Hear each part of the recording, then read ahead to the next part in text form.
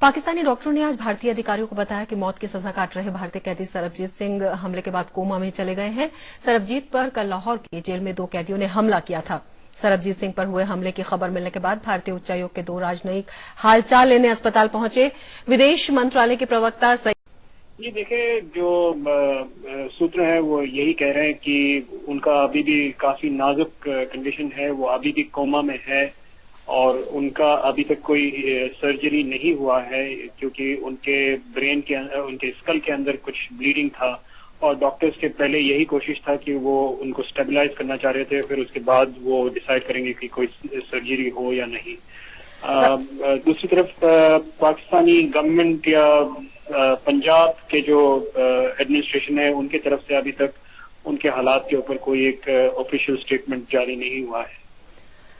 जी, आपने बताया कि आधिकारिक रूप से अभी जो है कुछ भी बयान वहां से नहीं आया है, लेकिन इस घटना को जितनी देर हो चुकी है उस अंतराल में क्या कुछ अभी तक कारण इसके पता लग पाए हैं?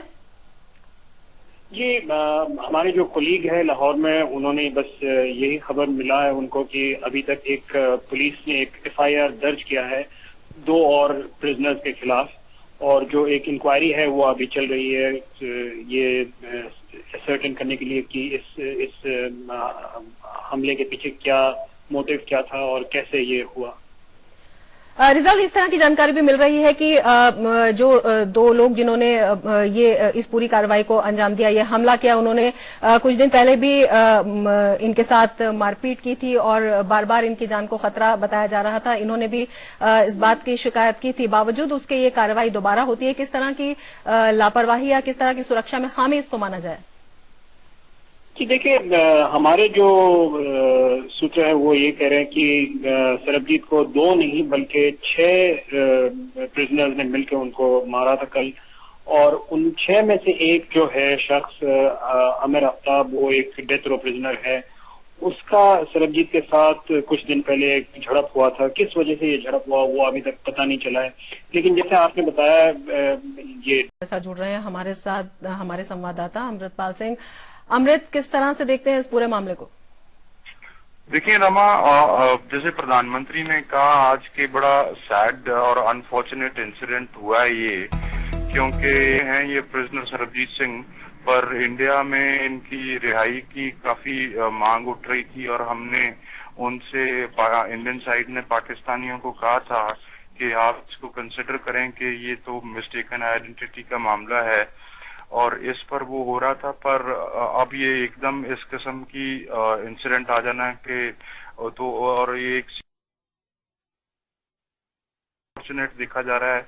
पर इंडियन ऑफिशियल्स, अब हमारी जो डिप्लोमेटिक ऑफिशियल्स हैं वो उनके साथ इन टच हैं। अब देखेंगे कि क्या इसमें तहकीकात में क्या आता है और निकल के क्या आता है। पर एज अ ह्यूमैनिटेरियन ग्राउंड पे बड़ा ही एक अनफॉर्चुनेट और सैड इंसिडेंट है, यही हमारी ऑफिशियल टर्म कह रही है। जी अमृत, जिस तरह से सरबजीत पर हमले की आशंका काफी पहले से बनी हुई थी, आशंका वो जता भी रहे थे, उनके परिवार वालों का भी कहना है कि उन्हें इस तरह से सूचना मिल रही थी और वो उन्होंने सरकार से भी अपील की थी, वहां पर भी इस तरह की अपील उनकी पहुंचाई जा रही थी। बावजूद उसके वहां पर जेल में सुरक्षा न मिलना और जिस तरह से अभी रिजाउल लश्कर ने कहा कि 6 लोग उसमें शामिल थे और जिस तरह से इस हमले को अंजाम दिया गया, सुनियोजित साजिश से इनकार नहीं किया जा सकता। क्या लगता है कि क्या इसकी प्रमुख वजह रही होगी? इसके पीछे किस तरह की साजिश देखते हैं? देखिए, वो तो तहकीकात में ही आएगा कि क्या वजह रही होगी। जहाँ तो इंडिविजुअल कोई एनिमिटीज हो सकती हैं जेल में, आपने देखा है कि अक्सर इंडिविजुअल एनिमिटीज हो जाया करती हैं। पर जैसे कि उसके परिवार वाले कह रहे हैं कि ये भी हो सकता है कि 5 साल की बच्ची के साथ हुए रेप के सदमे से अभी राजधानी पूरी तरह से उभरी भी नहीं थी कि अब एक 6 साल की बच्ची के साथ दुष्कर्म की खबर सामने आई है। इस बच्ची को कल गंभीर रूप से जख्मी हालत में बदरपुर के इलाके में एक सार्वजनिक शौचालय के पास बेहोशी की हालत में पाया गया। पुलिस ने